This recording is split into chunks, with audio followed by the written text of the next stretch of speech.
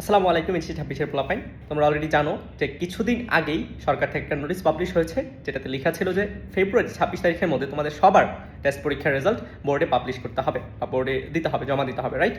So in the meantime হয়তো অনেকের কলেজে টেস্ট পরীক্ষার রুটিন বা টেস্ট পরীক্ষার সিলেবাস বা টেস্ট পরীক্ষার ব্যাপারে কথাবার্তা চলতেছে, বা ইভেন অনেক কলেজে হয়তো টেস্ট পরীক্ষার শিডিউলও দিয়ে দিয়েছে, রাইট?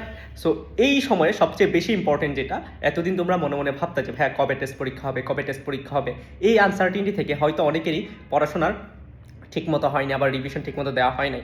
সো এই সিচুয়েশনে সবচেয়ে বেশি ইম্পর্টেন্ট যেটা সিলেক্টিভ পড়াশোনা, মানে ভাই আমি কিছু চ্যাপ্টার পড়বো যাতে, মানে ভাই বলতেছি ভাইয়ের মতো যারা ব্যাক বেঞ্চার ছিল আর কি, বা মোস্ট অফ দ্য স্টুডেন্টসই ব্যাক বেঞ্চার থাকে, টপার তো এক দুইটা থাকে।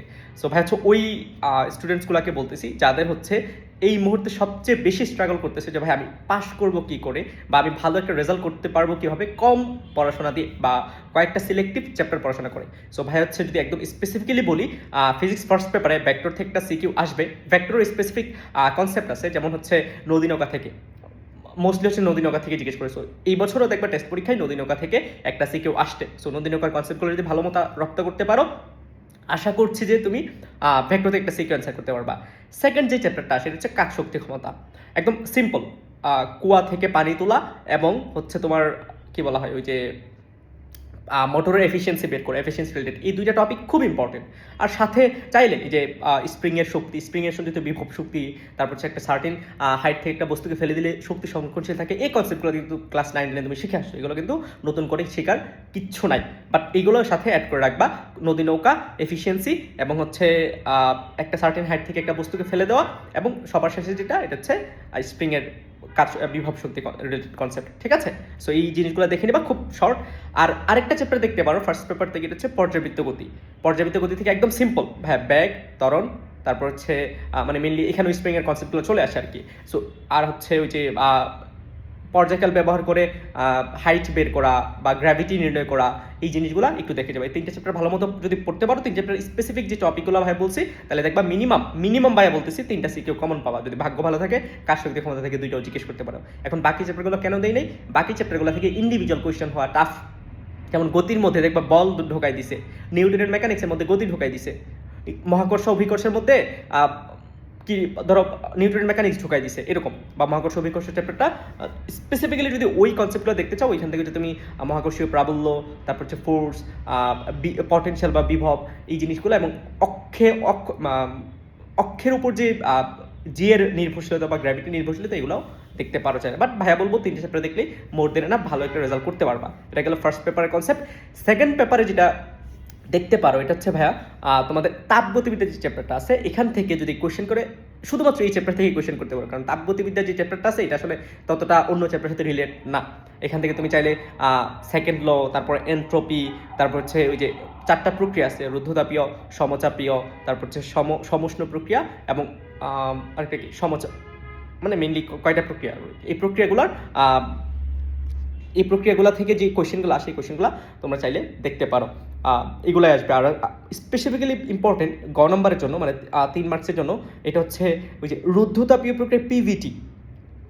তোমাকে সার্টেন একটা কন্ডিশন দেওয়া থাকবে, তোমাকে হয়তো বলতে পারে পি বের করা, বি বের করো, অথবা টি বের করো। সো এই জিনিসগুলো ভেরি ভেরি ইম্পর্টেন্ট ঘরের জন্য। আর ঘরের জন্য দেখবা এমন জিজ্ঞেস করতে পারে যে রুদ্ধতাপ এবং সমষ্ণ প্রক্রিয়া, স্পেসিফিক্যালি এই দুইটা প্রক্রিয়া খুব ইম্পর্টেন্ট।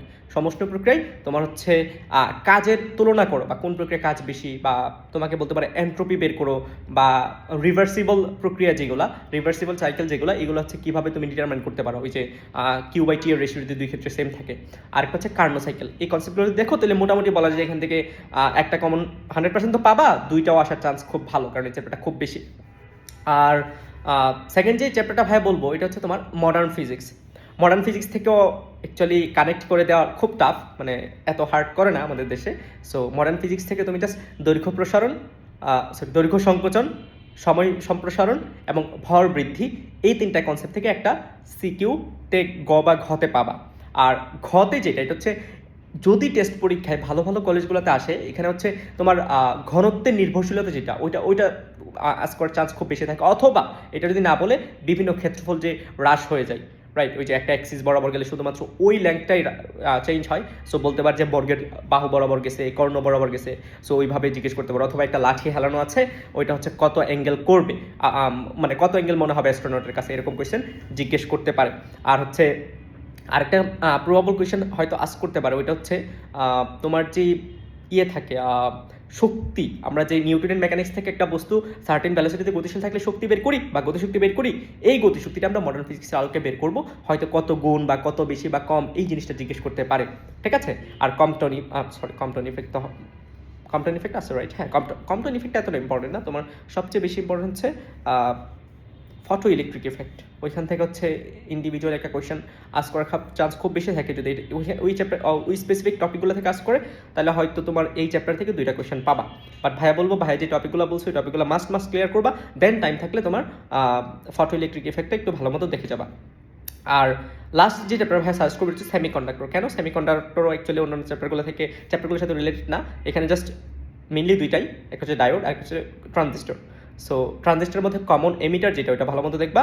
আর ডায়োডের ওই যে মাঝখানের বিভব কত, মানে বিভব প্রাচীর কত, বিভব প্রাচীর থেকে তোমার হচ্ছে ইলেকট্রিক ফিল্ড বের করা, তারপর হচ্ছে ওইখানে তোমার একটা ইলেকট্রনকে একটা সার্টেন ভ্যালোসিটিতে নিক্ষেপ করো, ওইটার একটা সার্টেন ডিস্টেন্স যাওয়ার পরে ব্যাক কত হবে, এগুলো একটু ভালো মতো দেখে যাবো। ভাইরা অলরেডি এগুলো পড়াইছি, একাডেমিকে পড়াইছি, এলজিএফের কথা বাদ দিলাম।